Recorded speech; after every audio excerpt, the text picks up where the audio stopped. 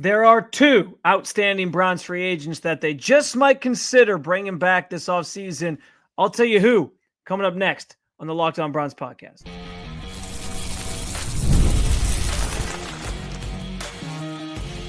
You are Locked On Browns, your daily Cleveland Browns podcast. Part of the Locked On Podcast Network, your team every day. What's up, Dog Pound? I'm Spencer Sherman, your host of the Locked On Browns podcast. I'm proudly covering your Cleveland Browns each and every single day in the land and on the road. Could the Browns bring back Elijah Moore in 2025? What about Jedrick Wills, the daunted name Jedrick Wills? Also, I will give you my official ranking of the rookie quarterbacks here with a couple weeks to go until the draft, how I would draft them if it was up to me. And I might get fired as a GM if I did it this way. But hey, that's the fun in the game. I do want to thank you for being in every day with the Locked On Browns podcast, making us your first listen every single day. Remember, you can find Cleveland Browns content with Locked On Browns every week, Monday through Friday, guaranteed, with bonus content on some weekends as well. And it's totally free to you. All you got to do, hit that subscribe button wherever it is that you listen to your podcast. And of course, at the Locked On Browns YouTube channel, we can also get involved in the show by sharing your thoughts on anything we discussed today in the comment section. This is your team, so be part of the conversation every single day. Today's episode brought to you by our friends at FanDuel. Right now, new customers get $250 in bonus bets when your first $5 bet wins. And yes, is there a world where Elijah Moore comes back to the Cleveland Browns in 2025? I think so. And this idea all sort of stems from Nathan Zagura, who is the well-known Browns color analyst for the radio broadcast with the Cleveland Browns. He was on the Ken Carman show with Anthony Lima here locally on 92 The Fan, and was basically put his foot down on where things are at with the Browns and how they need to draft offense with the number 2 overall pick, sort of alluding to the idea that it should at least be Travis Hunter, which is the way the conversation's gone in recent days. We heard Adam Schefter, obviously, mention that on Monday, that now he believes that Travis Hunter is the pick, which, by the way, Adam Schefter has literally changed his opinion on who the Browns are going to take 3 different times now this offseason, but I digress on that. Basically just goes to show you nobody really knows. But this isn't about the draft, this specific topic, because as the Browns try to find ways to fill holes that they have on the roster and some of their bigger needs, wide receiver is obviously one of those. And yes, you have Jerry Jeudy, who I think proved last year that he is the top. He can be a number 1 wide receiver in this league. You have Cedric Tillman, who I know the organization feels really good about and the progress that he made this past season in particular. And Elijah Moore kind of is like this odd man out of the group, if you will.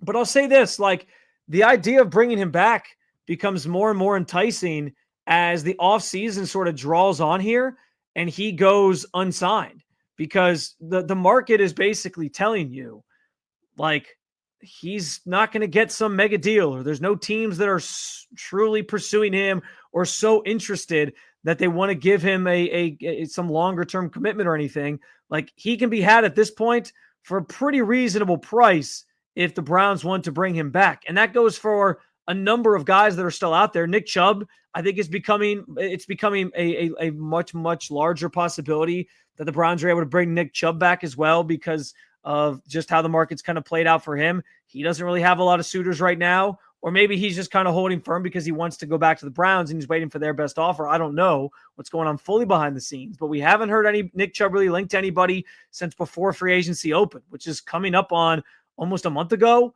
So, like, he's another guy that the market is kind of telling you what the demand is for that player's services, and Elijah Moore falls into that boat. Now, I understand, like, Elijah Moore in his 2 seasons here in Cleveland hasn't done anything spectacular that makes you say he's got to come back next year. What are the Browns thinking? Go sign him. And if he had, somebody probably would have already signed him by now. But I think he showed you enough in spurts that if he has the right quarterback and he's put in the right situations to be successful, that he can make some plays and be a contributing member of this offense. I mean, he averaged about 60 catches a year between the last 2 seasons. He only scored 3 touchdowns, so it's not like he was lighting it up. He did have his best season as a receiver in 2023 with the 640 yards on 59 catches and 2 touchdowns. The touchdowns wasn't his career high, but the other numbers were his career highs. He was targeted more times the last few years than he's been throughout his entire career. And a lot of that in 2023 obviously came from the fact that Joe Flacco was around, which, by the way, the Browns might still be looking at Joe Flacco. I know Jimmy Haslam, team owner, mentioned that at the owners' meetings last week, that he is at least an option that they are exploring at this point with the market sort of drying up here. They're keeping everything in consideration and weighing all their options. So maybe Flacco comes back, and I think that opens up a whole new world of possibilities for somebody like Elijah Moore if you were to bring him back. And listen, they might take Travis Hunter too, and they might feel pretty confident that's going to be their pick. And that's great. That would give them, two, I think, frontline wide receivers, a guy like Cedric Tillman, who maybe is still developing, but it doesn't hurt to have more depth at that position. I mean, we talk all the time about having depth at that position. And so somebody like Elijah Moore could give you a little bit more of that here. And I don't think it's the worst idea in the world to potentially just like throw some money at him and see if it sticks. And if he's back in Cleveland next year, contributing in even a moderate way, I think that's fine. It's somebody who knows your offense. He ran a different offense the last couple of years for Deshaun Watson, but he knows generally what your offense is built around, what you're trying to do. And it was never like an issue with Elijah Moore getting open. I mean, I can think back to 2023, all the countless tape I watched where he was open and Deshaun Watson just didn't see him, or he was open and Deshaun Watson missed him. Or other quarterbacks just missed him. It was never an issue about him getting open and not being readily available to make plays. It was I think a lot of his production or lack thereof at times had to do with who was under center and who was throwing the football to him. It was circumstantial, I guess was the way I'm trying to put it. And so I'm not trying to sell you on the idea that if you bring back Elijah Moore, like third year's a charm, that'll do it. He's going to be great now. No, that's not what I'm trying to convince you of. I understand at this point in his career, he is who he is. He's 4 years in. There were some signs early on in his career with the Jets that he was going to be really good, and that never really came to fruition the next year and the 2 years here in Cleveland, obviously. But that doesn't mean he can't be somebody that you have in your wide receiver, on your wide receiver depth chart, that potentially sees some time and potentially contributes for you in spurts, especially if there's a different quarterback out there. Like if they go get Kirk Cousins, a wide receiver room that consists of Jerry Jeudy, probably Travis Hunter, and then Elijah Moore, I can get behind that. I can wrap my head around that. I think that's a pretty solid group of receivers, all things considered. So I don't hate the idea of it. If we're talking about guys that are still out there, obviously Nick Chubb is at the top of the list for Browns free agents that they would maybe hope to bring back here in the coming days or weeks or whatever. But Elijah Moore, I think, falls into that next category down where it's like, why not think about it? Why not consider it? It's still a need for this team. Even if they go get Travis Hunter, it's still a need for this team. And it's somebody that you're familiar with. And at this point, for the price, everything for me has been about price this offseason. When it was Kirk Cousins on the vet minimum, if he was going to get released, I was all for it. When it was, when it's been some of these other players that you're getting on a pretty respectable, moderate deals, I'm all for it. Like Nick Chubb at this point, probably going to come at a pretty low cost to the Browns, who are in a weird and dicey financial situation, as we know.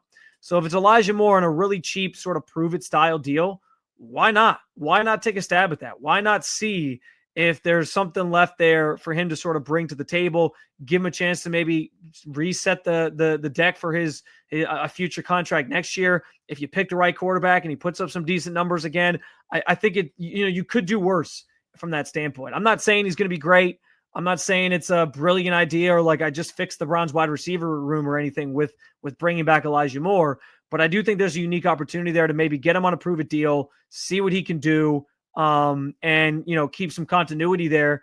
And I like at this point for the Browns, you're low on options and you don't have a lot of money to spend. So this is kind of how you got to piece this thing together in the meantime, is like with guys that you feel like you can trust and guys that you feel like can at least give you something. And Elijah Moore can at least provide that. Now, there's another name that Nathan brought up. There was two other names, two of them I mentioned, Nick Chubb and Elijah Moore.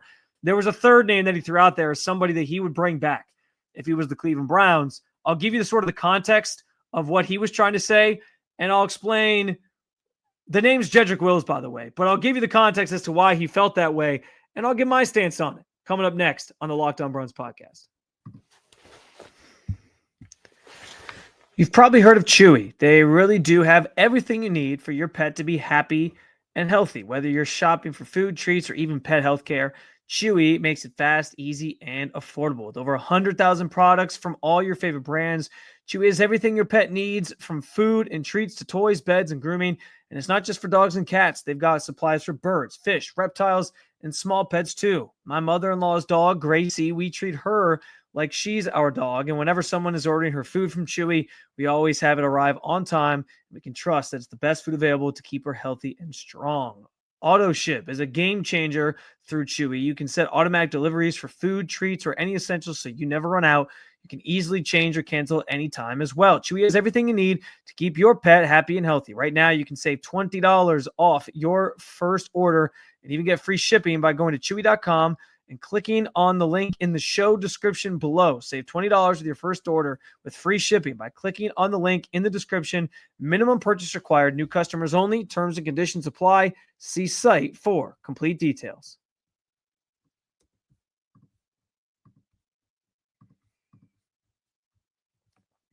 All right, so we talked about potentially Elijah Moore coming back to the Cleveland Browns in 2025.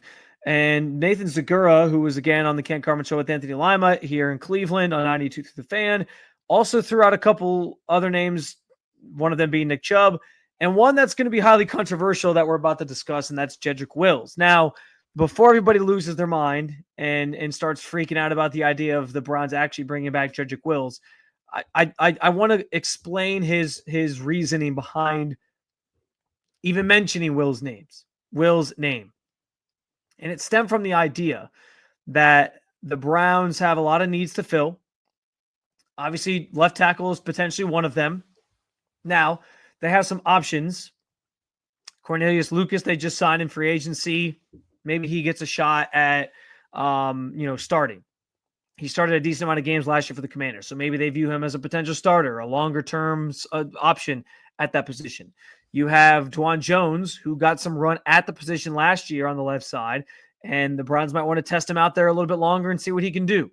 Granted, he keeps getting hurt. You have Tevin Jenkins, who's played all over the offensive line. He's more of a guard now, but maybe he can rotate in. So they have a number of guys that they can maybe turn to. The way Nathan discussed it, and it makes some sense to think about, like, okay, could you potentially just add Jed Wills back to the roster? Again, market is dictating everything right now, and the market is telling you that Jedrick Wills isn't going to garner some massive contract at this point. Nobody is really interested.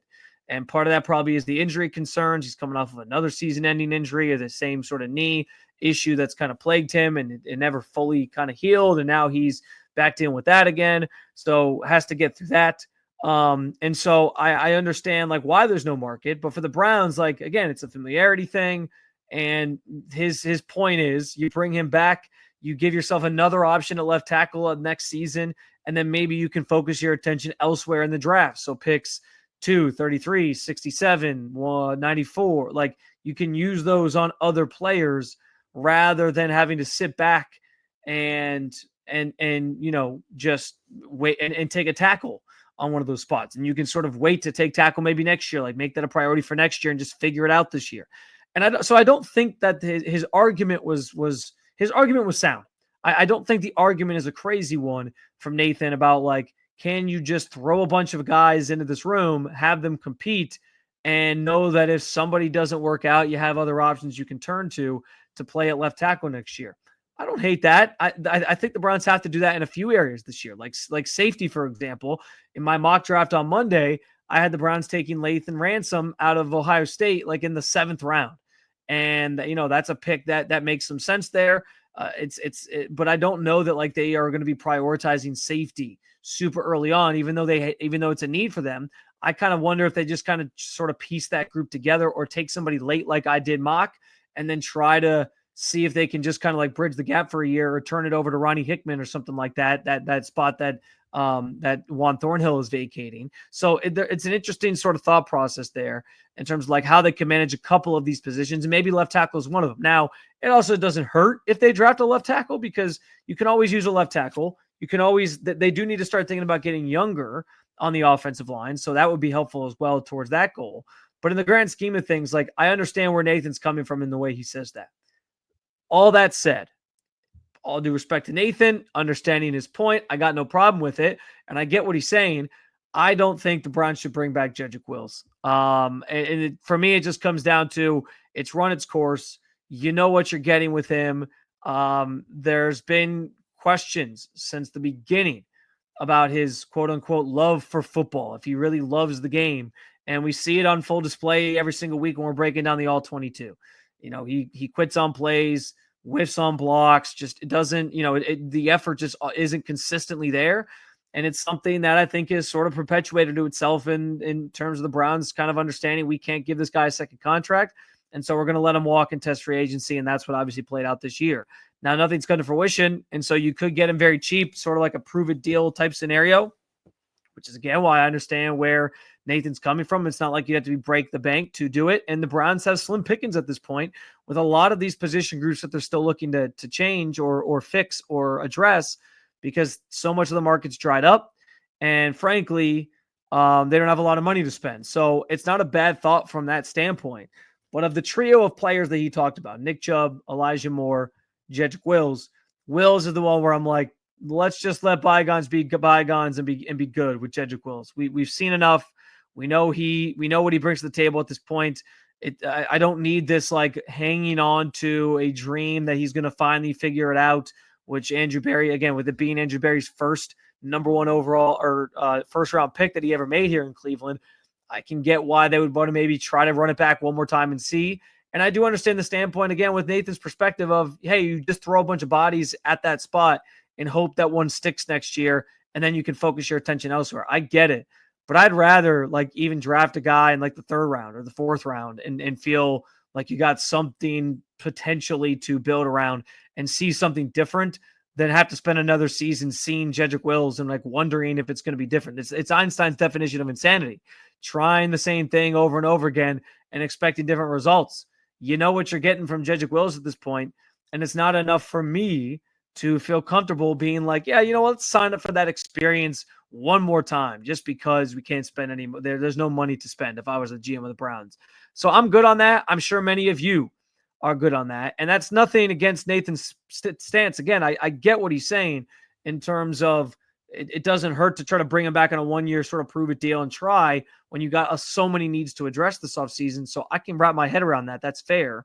But again, I'm good. I'm good on the Jedrick Wills experience.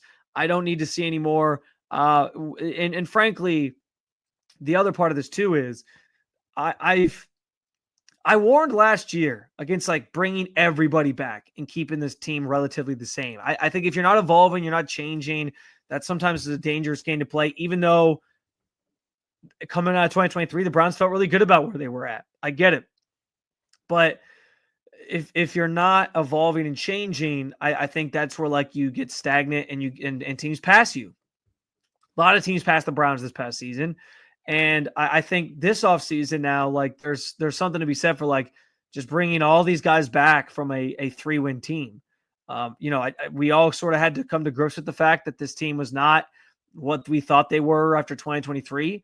The roster did have some areas of concern and some issues and some shortcomings that reared their ugly head, and now they have to be addressed. And so I get like bringing some of these guys back, and again, Chubb makes sense. Even Elijah Moore, like I said, makes some sense to sort of fill out a wide receiver room that's at least respectable and has some ability there and some experience. But I like the Jedrick Wills thing is over and done with. Let's let that be. He doesn't come back and make me feel like he's an addition that makes the team better. He is part of the reason and part of the problem of one of the biggest problems the team has had the last couple of years. And he's one of the biggest reasons, like I can point to that position and say inconsistencies there, starting with Jedrick Wills, are part of the reason why this team was a 3-win team last year. So I'm good on that. I'm sure most of you are good on that. But I do think Nathan's point on Nick Chubb coming back, and I think his point on Elijah Moore coming back makes sense. You can miss me with Jedrick Wills, though, re-signing, even on a prove-it type situation. I'm very, very good on that. Finally, I will give you, I know I did a big board of the quarterbacks just in general that I would want the Browns to pursue this offseason, but I don't know that I went so deep as to like rank the rookie quarterbacks that are available for the Browns to draft here coming up later this month. I will give that to you, my official rookie quarterback rankings going into the draft when we get coming up next on the Locked On Browns podcast.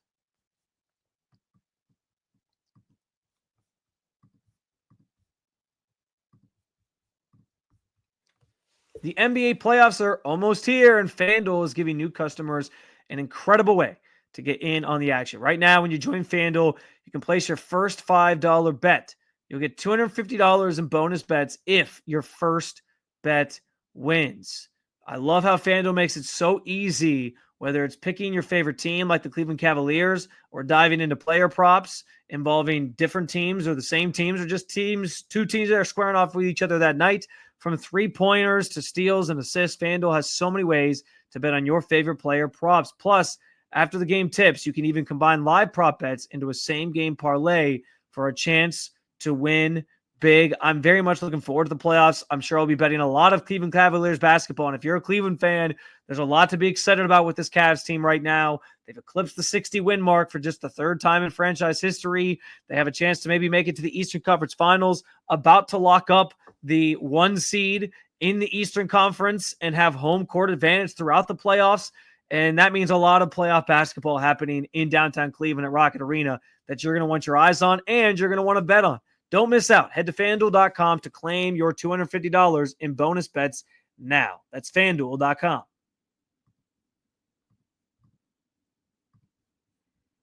All right, so I did have a quarterback big board earlier this offseason, which included several of the rookie options that were out there. My list literally went Matt Stafford, Cam Ward, Shedeur Sanders, to give you a little bit of a tease as to like what this list is going to start with anyway. And obviously Matt Stafford was off the board pretty quickly. But I went back to the fact of like, if I was looking for quarterbacks this offseason, the two that give you hope or potential that you don't have the full picture of, Cam Ward and Shedeur Sanders, the top two guys in this class, were the ones that I had the most intrigue about, beyond just Matthew Stafford crazy trade that potentially could have gone down weeks ago. So moving away from the big board itself and focusing in just on the rookie quarterbacks, I have a official ranking of how I view these quarterbacks. And this is kind of like, think about it like this. If I was the GM of a team, Browns or otherwise, put my GM hat on, this is how I would sort of rate these guys in terms of where I would want them and how I would want them. And listen, I might be a great GM. I might be a god-awful GM. And you might listen to this list and be like, what the hell is he talking about? You would be fired instantly. That's why they don't pay you to be a general manager of a football team. And you know what? You'll be right. You'll be right. I'm not the general manager of a football team. But based on my evaluations, based on what I've seen about these guys and the doubts that I have, and some of this is gut feeling too, which I do think every so often, I think these teams do have a little bit of a gut feeling attached to these players at times as well. I think that's a pretty natural thing to experience for anybody. So understanding that, I could be way off here. I could be spot on. But I gave you the first two already. Cam Ward is obviously my consensus number one. If the Browns had a chance to draft him, I'd love it. They're not going to because he's going to go number one overall. But the most talented quarterback in this draft, and that's been on full display for weeks now. Since the combine, he's just flown up in terms of like the board and how people viewed him, so much so that he's going to be the number one overall pick in a couple weeks here. Number two on my list is Shedeur Sanders. Makes a lot of sense. He's the consensus number two guy in the class by most. I understand there's people saying they have second-round grades on him. I think he has the intangible things. I think that on the field, he's super accurate. He has the prowess and the ability to handle anything that could be thrown his way on the football field, so much so that I think he'd be a perfect fit for the Browns for that very reason. And I think he can run an offense in a very effective and efficient way. I'm not so worried about the deep ball, like the not having the strong arm. I think we overrate that. And I would love Shedeur Sanders if the Browns took him. I don't think they're going to take him at 2, but if there's a chance to trade back up and get him, maybe the Browns pull the trigger, even though I feel like that's a long shot, as I've talked about a couple times already. But regardless, those are my number two guys. Then I think there is a gap. I think there is a substantial gap where you're like, okay, I'm not talking about these quarterbacks for a little while here if you're throwing them into the entire pool of players that are out there. But number 3 for me, and this is the one that's going to throw everybody off. Y'all are going to rip me in the comments. Go ahead. Roast me, say I'm an idiot, whatever you want to say in the comments. I can handle it. I'm good. But I would say Will Howard is my number 3. Call it Ohio State bias. You see the mini helmet back there. You guys, you know I'm an Ohio State fan. But Will Howard, to me, again, it's the intangible things. He showed a lot in the college football playoff. Like we talk so much about like the biggest stages. Like people point at Shedeur's tape and say, well, the BYU game, which is one of his biggest games of the year, he struggled. What happened?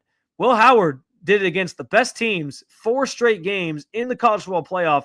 there's something there that's intriguing to me. I know that the tape isn't perfect and he's got plenty of his own flaws and shortcomings in his game, but there's enough there for me to be like, I saw some things at the college level in this game, and I do think game tape matters most, that make me intrigued to give Will Howard a shot. And so I put him third on my list in terms of the guys that I would draft. That might be way off. That might be crazy talk, but that's how I feel. And I also don't think like any of these quarterbacks are like so far off from each other the rest of the way that it's really that crazy of a take to put Will Howard there. But that is where I'm kind of at with it in terms of how I feel about this quarterback group. So those are my top three: Cam Ward, Shedeur Sanders, Will Howard. From there, I go Jackson Dart. Dart's biggest thing for me is just like when his first read's not there, I don't know what he's going to do. And that is something you can develop at the next level. As Kevin Stefanski says, unfinished products. These guys are players that are going to develop at the next level and have a chance to grow, and that matters. And so I'm willing to give the benefit of the doubt that he can develop that phase of his game and get better as a player overall. I'm sure he'll try his damnedest to do that, and maybe he'll prove me wrong. But I do have him next on the list. My fifth guy on my list for the rookie quarterback rankings is Tyler Shough. I talked about him last week. Somebody had asked me the question, like, why are the Browns ignoring Tyler Shough? They're not ignoring him. They had him on a pre-draft visit. Age is the biggest thing for him. Like at 25, he's going to be farther along in his developmental process than a lot of these guys. And so there's less potential, less upside. And that I think scares teams away sometimes when there are some flaws that are still in his game. But I do think he is the most pro-ready probably of all these guys. Maybe not. I think Cam Ward's maybe the most. I don't even know if I want to say that because I think Shedeur is pro-ready as well. Look at his thinking about his background and all that. But he's right in the mix with those two in terms of like being the most pro-ready. And it's just about like, is his age going to be a deficiency because there's still things he has to work on. He's not going to be able to get there because he is already a little older in terms of like entering the NFL by those standards. But I do like Tyler Shough, and I would have him fifth. Number 6 on the list, finally I get to him, Jalen Milroe. I know there's mixed reviews on Jalen Milroe. I think there's a lot of Browns fans, maybe you are one of them, who love Jalen Milroe and think he's going to be great, and you're betting on the athleticism, coming out. I've compared him to Jalen Hurts, but I want to be clear. I think Jalen Hurts coming out of college was still a better or more refined is a better way to put it, passer than Jalen Milroe is. Like the tape don't lie. And if I'm using the tape like for 80% of my evaluations here, guy was highly inaccurate. And I don't know how I feel about that. Yes, he's worked on his footwork. Seems like he's trying to put in the work to get better. Again, unfinished product. I get it. But I'm definitely afraid of Jalen Milroe not panning out in the NFL. Now, if you're taking him in the second or third round, more so the third round, like I mocked him yesterday, you can take that chance and see what happens. But first or second round, like I don't know if it's worth it to me to get Jalen Milroe, but that is where he could ultimately fall. But I have him sixth. And then lastly on the list, I put Kyle McCord on there as the seventh name on the list. There's enough intrigue there with what he did at Syracuse to lure me in. If I'm getting him in like the 5th, 6th round, whatever, fine, so be it. No one's the wiser, but I'm not so sold. Some people I think had him higher than like Will Howard and maybe even Tyler Shough, maybe even others. I don't know. But I have him lower on the list. I'm not quite sold on Kyle McCord being like this great player at the next level, even though he put up some great numbers at Syracuse in his final season in college. So that's my list. Cam Ward, Shedeur Sanders, Will Howard, Jackson Dart, Tyler Shough, Jalen Milroe, Kyle McCord. That's my ranking of the rookie quarterbacks coming into the NFL. What would your ranking look like? You can let me know in the comments on the YouTube channel here for Locked On Browns. You can hit me up on social media at Spencito_ as well. But whatever you do, make sure you hit that subscribe button to make Locked On Browns your first listen every day, because we got plenty more coming this week. For your second listen, check out Locked On NFL Draft, or you can keep it local. Check out Locked On Cavs or Locked On Guardians. Thanks for being an everydayer at the Locked On Podcast Network. I will talk to you again real soon, Cleveland. Peace.